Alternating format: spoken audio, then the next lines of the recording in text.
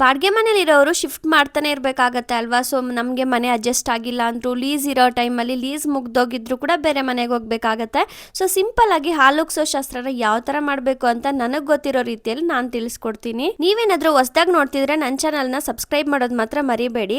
So simple ಆಗಿ ಯಾವ ತರ ಹಾಲುಗ್ಸೋದು ಅಂತ ನೋಡ್ಕೊಳ್ಳೋಣ. ಮೊದಲಿಗೆ ನಾವು ಫಸ್ಟ್ ನಾವು ಯಾವ ಮನೆಗೆ ಹೋಗ್ತೀವಿ ಅಂತ ನೋಡಿಕೊಂಡು ನಿಮ್ಗೆ ಯಾವ ಬಾಗ್ಲಾಗಿ ಬರುತ್ತೆ ಅಂತೆಲ್ಲ ನೋಡಿಕೊಂಡು ಸೊ ಅದನ್ನು ನೀಟಾಗಿ ಕ್ಲೀನ್ ಮಾಡ್ಕೊಳ್ಳಿ. ಹಿಂದಿನ ದಿನನೇ ಕ್ಲೀನ್ ಮಾಡಿಕೊಂಡ್ರೆ ನೀವು ಬೆಳಗ್ಗೆ ಬೇಗ ಬಂದು ಪೂಜೆ ಮಾಡೋದಕ್ಕೆ ಸರಿ ಆಗತ್ತೆ. ಹಂಗೆ ಪೂಜೆಗೆ ಬೇಕಾಗಿರೋ ಪ್ರತಿ ಸಾಮಗ್ರಿಗಳನ್ನು ಕೂಡ ಹಿಂದಿನ ದಿನನೇ ನೀಟಾಗಿ ಒಂದು ಪ್ಲೇಟಲ್ಲಿ ಜೋಡಿಸ್ಕೊಳ್ಳಿ. ಎಲ್ಲಿ ಅಂದರೆ ಬಾಗಿಲಿಗೆ ಪೂಜೆ ಮಾಡಿಬಿಟ್ಟೆ ಒಳಗಡೆ ಬರಬೇಕಲ್ವಾ, ಅದಕ್ಕೆ ಸಪ್ರೇಟಾಗಿ ಪ್ಲೇಟಲ್ಲಿ ಇಟ್ಕೊಳ್ಳಿ. ಅಂದರೆ ಕಾಯಿ ಕಡ್ಡಿ ಕರ್ಪೂರ ಅರಿಶಿನ ಕುಂಕುಮ ಹೂವು ಸ್ವಲ್ಪ ಕರ್ಪೂರ 2 ದೀಪನ ತಗೊಳ್ಳಿ ಬಾಗ್ಲಲ್ಲಿ ಪೂಜೆ ಮಾಡೋದಕ್ಕೆ.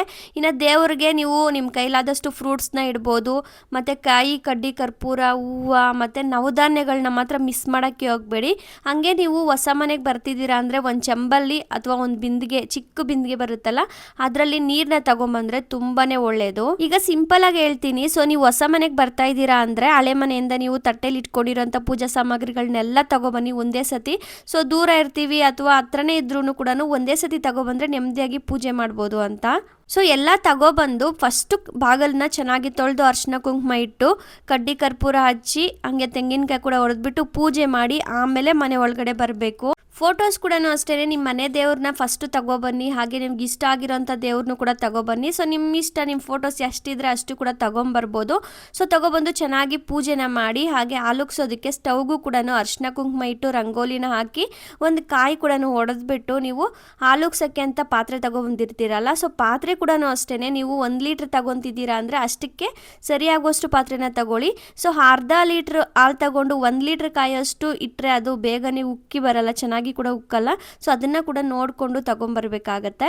ಹಾಲು ಉಕ್ಕೋ ಟೈಮಲ್ಲಿ ಸ್ವಲ್ಪ ಸಕ್ಕರೆನ ನಿಮ್ಮ ಫ್ಯಾಮಿಲಿ ಅವರೆಲ್ಲ ಸೇರಿ ಹಾಕ್ಬೋದು. ಆ ಹಾಲನ್ನ ನಮ್ಮ ಫ್ಯಾಮಿಲಿಯವ್ರು ಅಷ್ಟೇ ಕುಡಿಬೇಕು ಅಂತಾರೆ, ಸ್ವಲ್ಪ ಜನ ಎಲ್ಲರಿಗೂ ಕೊಡಬೇಕು ಅಂತಾರೆ. ಬಟ್ ನೀವು ನಿಮ್ಗೆ ಯಾವ ಥರ ಅನಿಸುತ್ತೆ ಆ ಥರ ನೀವು ಮಾಡ್ಬೋದು.